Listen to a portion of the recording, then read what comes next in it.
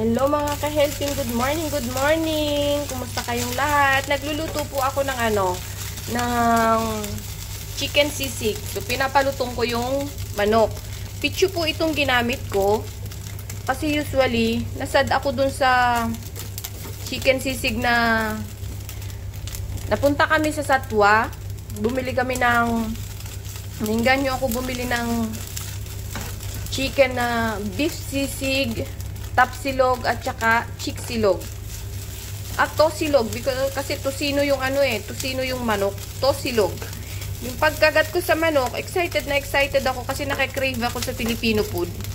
Pagkagat ko sa manok, hindi siya tosilog. Hindi man lang siya naglasang matamis-tamis na manok.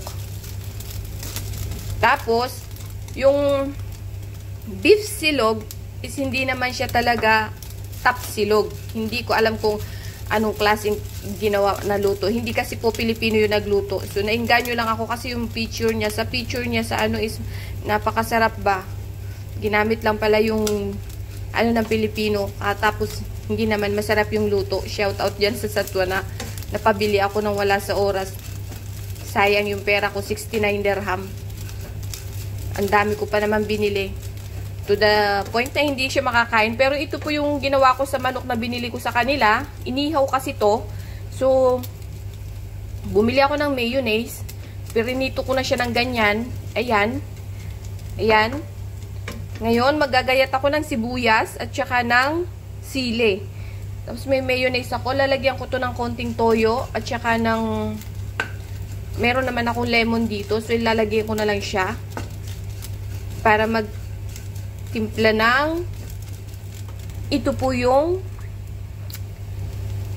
chicken sisig na version ko. Ayan po yung version ng chicken sisig ko. Hindi pa po tapos tayo. Ayan na po ang ginawa ko. Nilagyan ko siya ng sibuyas, sili, at saka mayonnaise. Ayan. Usually malutong na po siya. Nilagyan ko din siya ng toyo at saka lemon para hindi siya ayan, luto na po siya. Maya-maya, lalagyan ko pa ulit po yan ng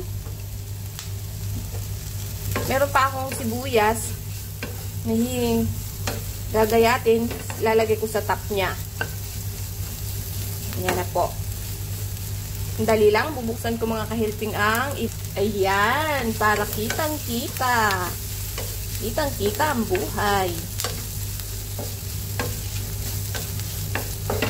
Yan po ang ginawa ko. Kasi na-crave ako. And sad to say, malungkot ako sa kinain ko kagabi. Ayan. Ayan na po yan. Chicken sisig po yan. Pinalutong ko lang yung manok niya. Painitin ko pa po siya na medyo mainit-init. Tapos magluto ako ng itlog at ilagay ko siya sa top. Tanggalin ko po ito buto to. Hindi ko na po isinama yung balat. Nilagay ko lang po itong mga Ayan, hindi ko na po siya sinamahan ng balat. Nilagay ko lang po talaga yung purong laman niya. Pinalutong ko. And yan po yung kinalabasan niya. Ayan na po ang chicken sisig natin, mga ka-helping. Luto na. Usually, luto na po ito, kaya lang gusto ko pa siya ng parang medyo malutong-lutong pa uli. Yung walang-walang sabaw. Gusto ko sa sisig yung hindi nagtutubig ba. Wala naman po itong tubig, kaya lang nilagyan ko kasi siya ng konting lemon at saka ng konting toyo. Ayan. Para mas lalo siyang Ayan. Kita nyo naman po, luto na. Ayan po ang ating chicken sisig. Ayan, hahanguin ko na po siya at lutong-luto na, mga ka-helping. Lutong-luto na siya. Wow! Nagka-crave ako. Magluluto naman po ako ng itlog. Ayan po, nakaluto na ako and isusunod ko po yung itlog, mga ka-helping. Kasi na-crave ako sa chicken, sa sisig talaga. Beef talaga yung binili ko, beef sisig. And hindi ko masabing beef sisig ang lasa niya. Lasang baka lang po siya, hindi siya sisig. Kaya, gawa po ako.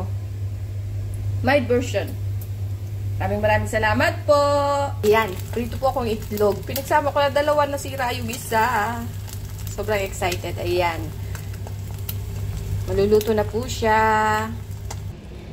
Done na po ang aking chicken sisig, mga ka-helping.